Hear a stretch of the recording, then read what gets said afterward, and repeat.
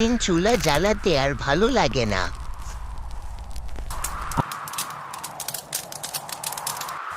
আসছি, সবর করো। কি হয়েছে বলো এখন শুনি একটু।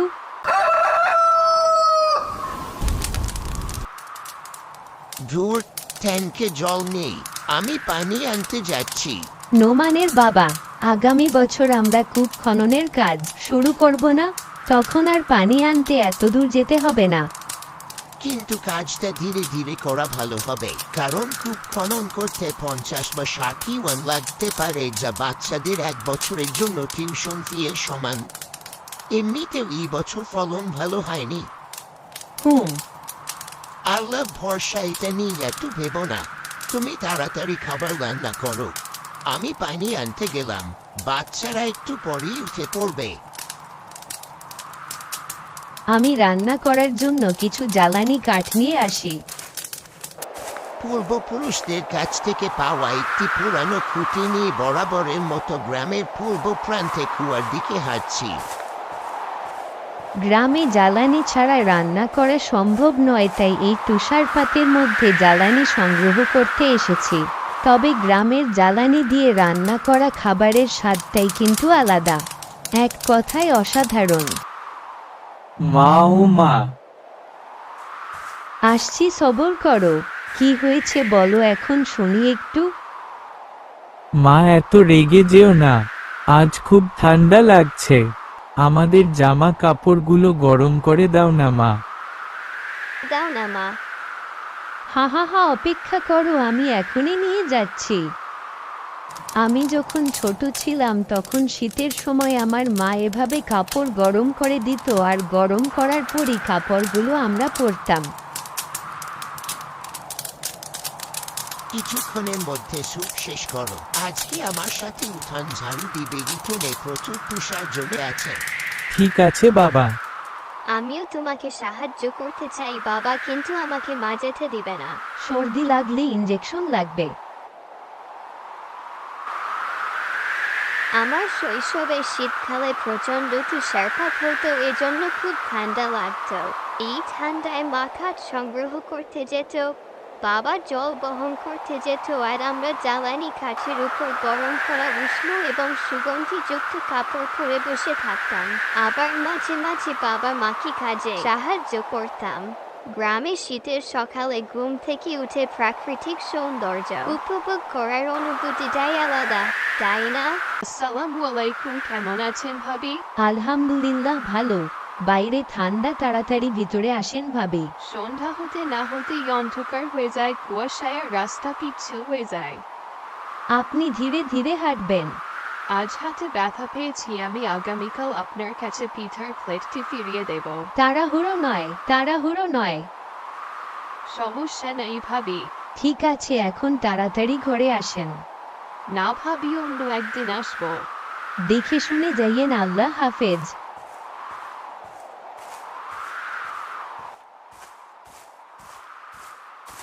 নোমান, কি করছো? আমার ক্লাস টিচার সবাইকে আগুন জ্বালানোর জন্য 5টি করে লাঠি নিতে বলেছেন। শিক্ষক প্রতিদিন কেন নিতে বলেছেন?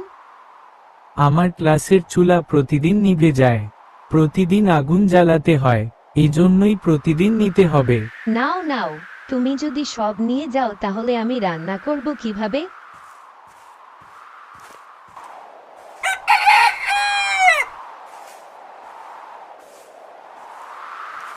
মোরগ ডাকছে, কিন্তু এখনো এত অন্ধকার কেন? দেরি হওয়ার চেয়ে তাড়াতাড়ি পৌঁছানো ভালো হবে। যাতে বাইরে দাঁড়িয়ে থাকতে না হয়। তুমি কয়টি লাঠি নিয়েছো ফারহান? মাত্র 3টা দিল।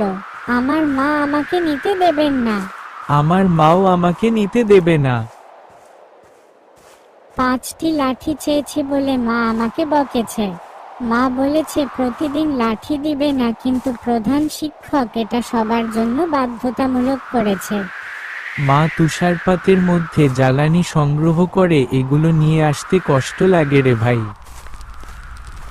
লাঠিগুলো এখানে রাখো, আমি কিছুক্ষণের মধ্যে গণনা করব। আরে, চুলা কি হচ্ছে? প্রতিদিন চুলা জ্বালাতে আর ভালো লাগে না। আমি যখন ছোট ছিলাম তখন শীতকালে খুব ঠান্ডা পড়তো। ক্লাস চলাকালীন সময় ক্লাস গরম রাখতে প্রতিটি শ্রেণীকক্ষে একটি চুলা ছিল। ঝামেলার বিষয় হলো আগুন জ্বালাতে প্রত্যেককে প্রতিদিন কয়েকটি করে লাঠি নিতে হতো, কিন্তু বাড়িতেও আগুন জ্বালানোর জন্য লাঠি অপরিহার্য। একটি তুষারময় রাত। হায় রে, কিভাবে সব ঠিক করবো? কেমন কাটছে এই বছর? মা বাবা এখনো ফিরে আসছে না কেন? কে জানে, হয়তো আজ সে ঋণ পায়নি। তাহলে আমরা নববর্ষী গোস্ত খাবো না? ওই যে বাবা ফিরল মনে হয়। মামা, আয়, আমার বাবাটা লম্বা হয়ে গেছে। হা হা। ভাই ভিতরে আয়, বাইরে ঠান্ডা। আগামীকাল কি 29 তারিখ না? আমাদের বাবা মাথুরে মিস করে। আমি নুমান আর আনমিনের জন্য কিছু গোস্ত এবং শস্য এনেছি। ঘরে নিয়ে যাচ্ছি। ভাই এত দেরি করলি কেন? খুব ভোরে রওনা দিয়েছিলাম। রাস্তাটি খুব পিচ্ছিল ছিল, তাই আমি সাইকেলটি ঠেলে হেঁটে হেঁটে এসেছি। আরে জায়ান ভাইকে দেখছি না যে? তিনি টাকা ধার করতে বেরিয়েছিলেন, এখনো ফিরে আসেনি। তুই আমাকে বলেছিলি সব ঠিক আছে। আমাকে কেন বলিসনি যে তোদের এবছর ফলন ভালো হয়নি? আলহামদুলিল্লাহ, আমাদের মা যত্নশীল, সব খেয়াল রাখে। মা বলল তোর খুব কষ্ট হচ্ছে, আমি যেন নতুন বছরের কিছু জিনিস নিয়ে তোর বাসায় আসি। তোরও তো ভালো সময় কাটছে না, আমি কিভাবে এই কথা বলতে পারি?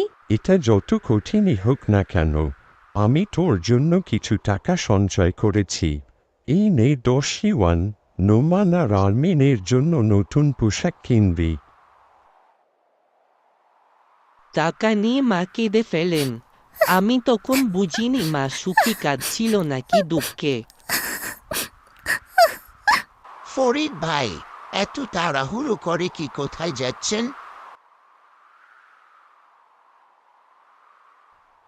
নোমানের মা। এত রাত হলো কেন ফিরতে?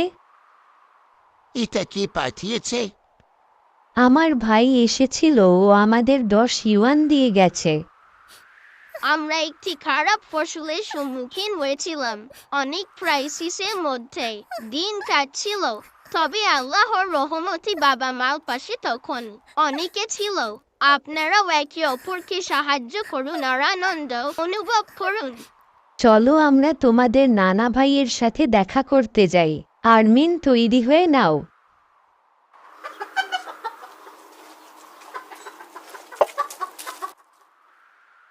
মা, তুমি এত সুস্বাদু জিনিস কেন কিনেছ? তিনজাত খাবারও রয়েছে। খুব ইয়াম্মি দেখতে খাবারগুলো। দুষ্টু, একদম হাত দিবে না। আমি এটা তোমার নানার জন্য কিনেছি। মা, আমি আমার নানু এবং নানা ভাইকে মিস করি। আজ নববর্ষের দ্বিতীয় দিন, চলো আমরা তোমাদের নানা ভাইয়ের সাথে দেখা করতে যাই। তোমরা তৈরি হয়ে নাও। ঠিক আছে, আমি জানি নানা ভাই আমাদের টাকা দিবে। কিন্তু মা সব সময় সামলে রাখার কথা বলে টাকা নিয়ে যায়, এবারও নিবে। হাহা। বাবা কোথায়? তোমার বাবা উঠোনে গাড়ি গুছিয়ে নিচ্ছে। চলো আমরা তিনজন তোমার বাবাকে সাহায্য করি। তাড়াতাড়ি জিনিসপত্র গুছিয়ে নাও। সাবধানে আসো নোমান। সব কিছু ঠিকঠাক নিয়েছো তো? কিছু রেখে যেও না যেন। সব নিয়েছি। ঘর থেকে বের হওয়ার দোয়া বিসমিল্লাহি তাওয়াক্কালতু আলাল্লাহি লা হাওলা ওয়ালা কুওয়াতা ইল্লা বিল্লাহ। নানার বাড়ি মধুহারি। নানার বাড়ি মানে এক রূপকথার রাজ্য। নানা বাড়ি শুনলেই আমরা কয়েক মিনিটে জুতা মোজা পরে রেডি। আমার কাছে মনে হয় শীতকালে নানা বাড়ি না গেলে শীতের আনন্দ উপভোগ করাই হয় না। নানা ভাই, আমরা চলে এসেছি। আয় আয়, তাড়াতাড়ি ভিতরে আয়, তাড়াতাড়ি ভিতরে আয়। আসসালামু আলাইকুম বাবা মা, নতুন বছরের শুভেচ্ছা। ওয়ালাইকুম সালাম বাবা। শুধু শুধু এত কিছু কিনে আনার কি দরকার ছিল তোমাদের? কি যে বলো না তোমরা। এতদিন পরে আসছি, তোমাদের জন্য কিছু না আনলে কি হয় বলো? রিফাত, আমি এগুলো নানা ভাইয়ের কাছে দিয়ে তোমরা ভিতরে আসো। নানু, তোমার হাতের সুস্বাদু খাবার খেতে চাই। কিছু বানাওনি? তোমার নানুর জুড়ি সব সময় সুস্বাদু খাবারে পূর্ণ থাকে। হা হা, আর নানুর চুরি সব সময় সুস্বাদু খাবারে পূর্ণ থাকে।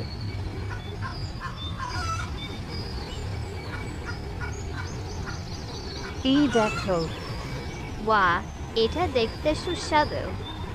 বিসমিল্লাহ।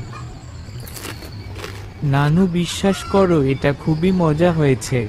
মনে হচ্ছে দোকান থেকে কিনেছি। এরকম সুস্বাদু খাবার খেতে চাইলে আমাদের বাসায় চলে আসবে। নানু, আমরা মাঝে মাঝে আসবো। তুমি আমাদের জন্য তোমার হাতের সুস্বাদু খাবার বানিয়ে রেখো। তুমি খুব ভালো রান্না করো।